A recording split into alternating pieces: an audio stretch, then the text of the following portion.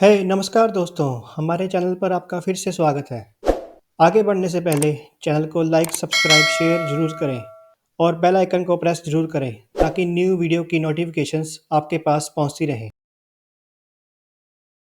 Project tiger project tiger एक tiger conservation programme है जो भारत की सरकार ने नवंबर 1973 में शुरू किया था, जब भारत की प्रधानमंत्री इंदिरा गांधी थी। इस प्रोजेक्ट का एम था कि बंगाल टाइगर की पॉपुलेशन को कायम रखना, उसके नेचुरल हैबिटेट में उसको बचाना विलुप्त होने से, और उन एरियाज को बचाना जो कि बायोलॉजिकली इंपॉर्टेंट है टाइगर के इकोसिस्टम के लिए, और एरियाज को नेचुरल हेरिटेज का दर्जा देना कंट्री में। इस प्रोजेक्ट के अंडर एक टास्क फोर्स बनाई गई जिसमें टाइगर के ब्रीडिंग एरियाज को पहचाना गया।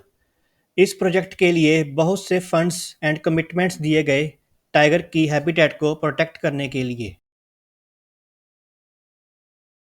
प्रोजेक्ट टाइगर को नेशनल टाइगर कंजर्वेशन अथॉरिटी द्वारा चलाया गया। एक फील्ड डायरेक्टर को अपॉइंट किया गया हर एक रिजर्व के लिए, जिनके नाम आगे दिए गए हैं: Shivalik try conservation unit, north east conservation unit, Sundarban conservation unit, western Ghats conservation unit, eastern Ghats conservation unit, central India conservation unit, Sariska conservation unit, Kaziranga conservation unit. Committee ने बहुत टाइगर रिजर्व्स बनाए कंट्री में एक कोर बफर की स्ट्रेटजी से। कोर एरियाज, ये areas हर प्रकार की ह्यूमन एक्टिविटी से फ्री होते हैं। इनको नेचुरल पार्क और वाइल्ड लाइफ सेंचुरीज का लीगल स्टेटस मिला हुआ है। बफर एरियाज, इन एरियाज का मतलब एक पर्टिकुलर लैंड को एक बफर में कन्वर्ट कर दिया जाए जहां वाइल्ड एनिमल्स रहते हैं, जो फॉरेस्ट और नॉन फॉरेस्ट एरियाज भी हो सकते हैं। दोस्तों, कोई भी प्रोजेक्ट को बहुत प्रेशर से होकर गुजरना पड़ता है। प्रोजेक्ट टाइगर में भी गवर्नमेंट के बहुत प्रयास लगे। एक और मेन चैलेंज था सरकार के सामने पोचिंग, जो कि एनिमल्स की इलीगल हंटिंग कहलाता है। बहुत लोग टाइगर के बोन और स्किन को इंटरनेशनल मार्केट्स में सेल करते थे, जो कि उनके लिए बहुत मेजर बिजनेस बन गया था। इस कारण से टाइगर्स की कमी शुरू हो गई थी। इसको ध्यान में रखते हुए गवर्नमेंट ने स्ट्रिक्ट लॉज बनाए। गवर्नमेंट ने बहुत सारे सेंचुरीज एंड रिजर्व्स भी बनाए, पर जो ह्यूमन पॉपुलेशन उनके आसपास रहती थी, उन्होंने इसके खिलाफ इशू रेज किया। फिर गवर्नमेंट ने फॉरेस्ट राइट एक्ट पास किया, जिसमें लोगों की कंडीशंस को समझा और लोगों को पास ही रहने की जगह दी गई।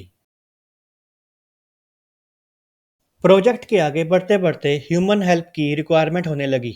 जब ग्राउंड्स को नेशनल पार्क्स में कन्वर्ट किया जा रहा था तो लेबर डिमांड बहुत बढ़ गई, और इसके अलावा बिल्डर्स और आर्किटेक्ट्स की डिमांड भी बढ़ती जा रही थी। उसके अलावा जो एनिमल्स की वहाँ ब्रीडिंग होती थी उनको भी एक्सपर्ट्स की निगरानी में किया जाता था। तो प्रोजेक्ट टाइगर ना कि टाइगर्स के लिए यूजफुल था, बट ह्यूमंस के लिए भी। इस प्रोजेक्ट की जर्नी बहुत कठिन थी।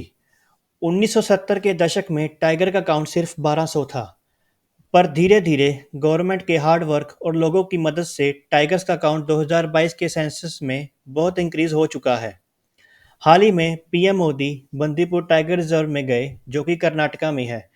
एक इवेंट में प्रोजेक्ट टाइगर के 50 साल कंप्लीट होने पर पीएम ने टाइगर सेंसस का डाटा रिलीज किया, जिसमें टाइगर्स का नंबर 3167 तक ग्रोथ कर गया था 2022 तक। दोस्तों, आगे एक क्लिप देखिए जिसमें पीएम मोदी जनता को संबोधित कर रहे हैं।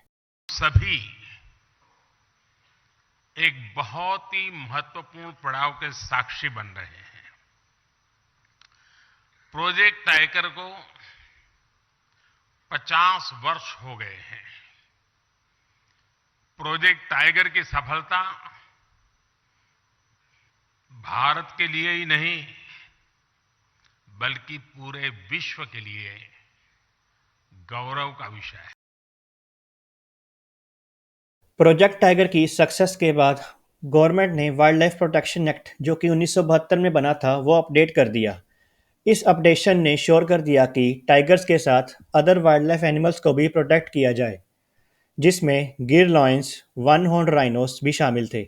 इस कदम से बहुत एनिमल्स का काउंट इंक्रीज हुआ और गवर्नमेंट भी मोर अवेयर हो गई डिफरेंट टाइप्स की स्पीशीज की कंजर्वेशन के लिए। आशा करता हूँ दोस्तों आपको ये वीडियो पसंद आई होगी। मिलते हैं अगले वीडियो में।